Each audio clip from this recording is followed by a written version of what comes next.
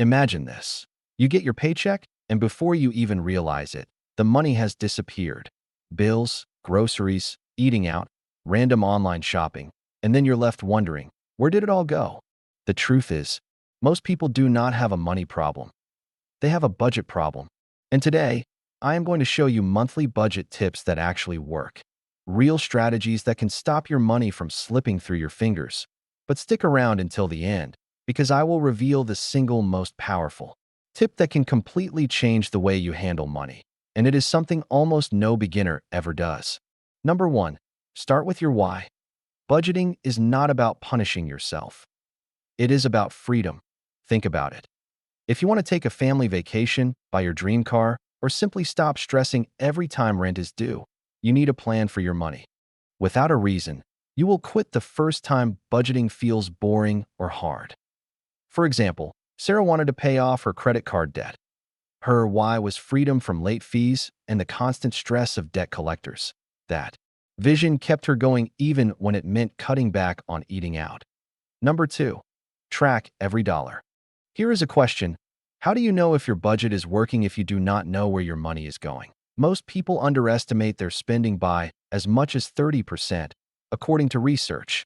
Write down every expense for 1 month. Use a notebook, an app, or even your phone's notes. When you buy a coffee for $5, write it down. When you pay rent, write it down. This is not forever. It is just to get a clear picture. One of my clients realized she was spending over $300 a month on takeout. She thought it was only $100. That awareness alone gave her the power to cut back and save instantly. Number 3. Use the 50-30-20 rule. This is one of the simplest budgeting methods for beginners. Divide your income into 3 buckets. 50% goes to needs like rent, utilities, and groceries. 30% goes to wants like eating out, shopping, or entertainment. 20% goes to savings and debt repayment. If you make $3,000 a month, $1,500 goes to needs, $900 to wants, and $600 to savings and debt. This system works because it is balanced. You do not feel guilty for enjoying life, but you also make steady progress toward financial security. Number 4. Create a spending calendar. Here's the problem. Bills don't all come on the same day. Your rent might be due on the 1st, your car payment on the 15th, and your credit card bill at the end of the month. If you don't plan, you'll run out of cash in between. A spending calendar fixes that. Take a regular calendar and write down every due date. Then match each bill with the paycheck that will cover it. For example, if you get paid on the 1st and 15th, you might use your first paycheck for rent and utilities, and your second for groceries and debt. Now you always know your money has a job. Number 5. Pay yourself first. Most beginners save whatever is left. But let's be honest, there is never much left. That is why you should pay yourself first. The moment your paycheck comes in, set aside money for savings or debt payments before spending a dime. Treat it like a bill you must pay. For example, if you want to save $300 a month, automate a transfer to your savings account on payday. You will not miss it because you will adjust your spending around what is left. Number 6. Use cash for problem categories. Do you overspend on groceries or eating out? Here is a trick. Use the envelope system. Withdraw the amount of cash you want to spend for that category. When the envelope is empty, you stop. Simple. For example, if you budget $200 for restaurants, put $200 cash in an envelope. Swipe-free zones make you more conscious about every purchase. It is old school, but it works. Number 7. Cut the silent money leaks. Subscriptions, streaming services, and used gym memberships. They quietly drain your budget. The average American spends over $200 per month on subscriptions. Many they do not even use. Take 10 minutes to check your bank statement. Cancel anything you do not truly need or love. That is instant money back in your pocket. Number 8. Build an emergency fund. Life throws surprises. A flat tire, a medical bill, or a sudden job loss can destroy a fragile budget. That is why you need at least $1,000 in an emergency fund to start. Think of it as a financial cushion. Without it, you will swipe your credit card and debt snowballs. With it, you stay in control. Even saving 20 Dollars per week gets you over $1,000 in a year. Small steps add up. Number 9. Budget for fun too. Here's the thing. If your budget feels like a prison, you will break out. That is why you must allow fun spending. Set aside money for things you enjoy, concert tickets, hobbies, or date nights. But here's the difference. It is planned fun, not guilty overspending. When Alex budgeted $100 a month for games, he stopped feeling guilty about buying them. And guess what? He still saved money because the spending had limits. Number 10. Adjust every month. A budget is not set in stone. Each month is different. Some months you might spend more on back-to-school supplies or holiday gifts. That is normal. At the end of every month, look at what worked and what didn't. Did you overspend on groceries? Did you save more than expected? Adjust your categories for next month. Think of budgeting like steering a car. You do not set the wheel once. You make small corrections to stay on the road. Number 11. Use separate accounts. Mixing everything in one account is like throwing all your clothes in a pile on the floor. You can't see what's what. Instead, use different bank accounts for different goals. One for bills, one for savings, and maybe one for fun money. For example, Maria opened a second checking account just for bills. When the money was there, she knew she was covered. The stress melted away. Number 12. Give every dollar a job. This is called zero-based budgeting. The idea is simple. Income minus expenses equals to zero. That does not mean you spend everything. It means you assign every dollar to something, even savings. If you earn $2,500, you plan $2,500 worth of expenses and savings. No wandering dollars that disappear without you knowing. It forces you to be intentional. Every dollar works for you, not against you. Number 13. Reward yourself for progress. Budgeting is not about being perfect. It is about improving. Celebrate small wins. Paid off a credit card. Treat yourself to a nice dinner. Save $500? Buy something you have been eyeing. Rewards keep motivation alive. Just make sure the reward fits the progress. Don't blow $200 to celebrate saving $100. Number 14. Use technology to your advantage. There are so many free apps to make budgeting easy. Mint, an app, you need a budget, and even simple spreadsheet templates can track your spending automatically. For example, apps can send you alerts when you overspend or when bills are due. It is like having a money coach in your pocket. Number 15. Expect setbacks. Here is the truth. You will mess up sometimes. Maybe you blow the grocery budget or forget to pay a bill. That does not mean you failed. Learn from it. Adjust. Move on. Success with money is not about being perfect. It is about being consistent. Think about it like going to the gym. Missing one workout does not ruin your fitness. Quitting does. Now, here is the most powerful tip. Number 16.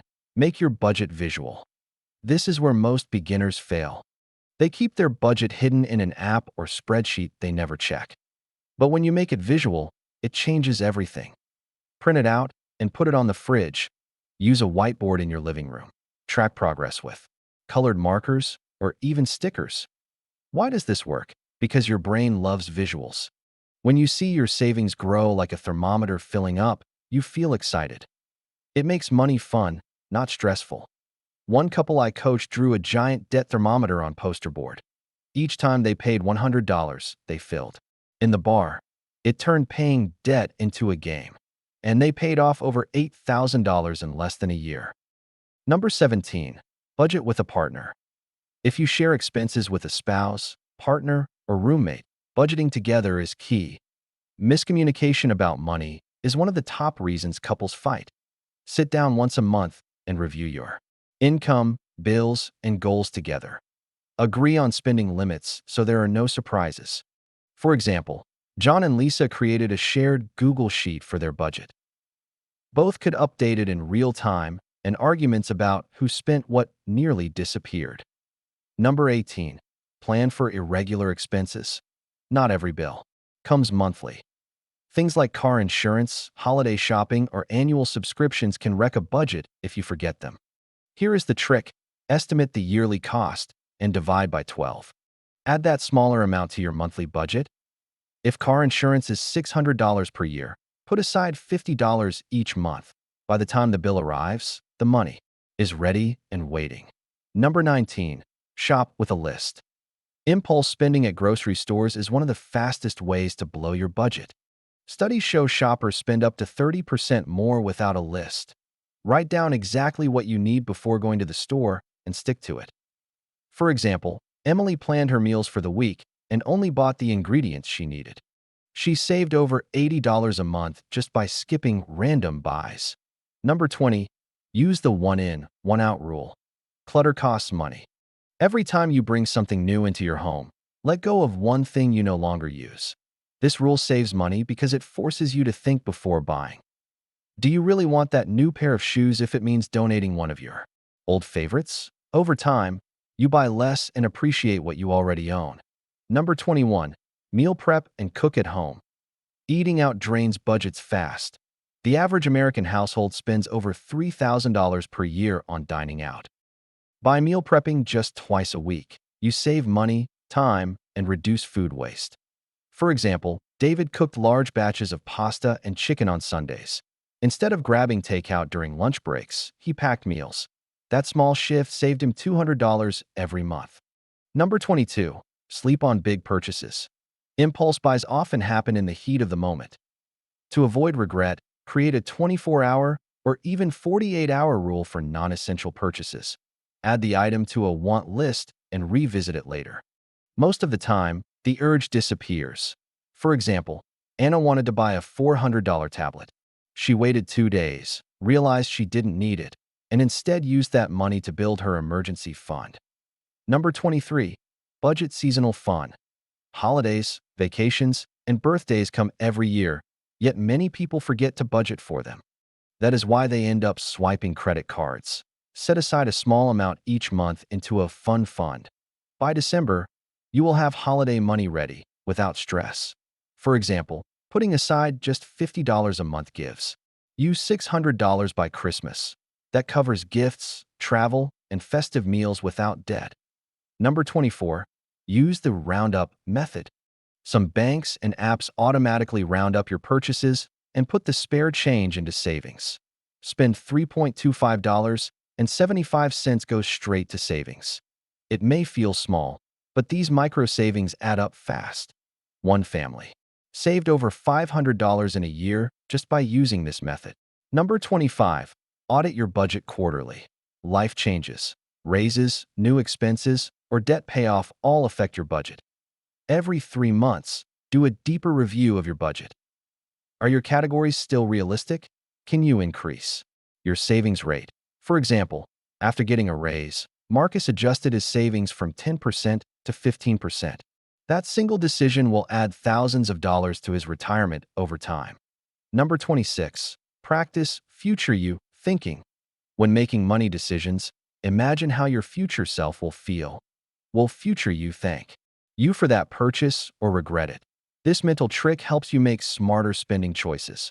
For example, skipping one night of delivery and cooking at home might not feel exciting today, but future you will be grateful when your vacation fund hits $2,000.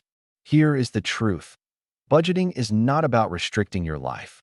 It is about taking control so you can live the life you actually want. Now I want to hear from you. What is the one area in your monthly budget that you struggle with the most? Is it groceries, eating out, or just sticking to the plan?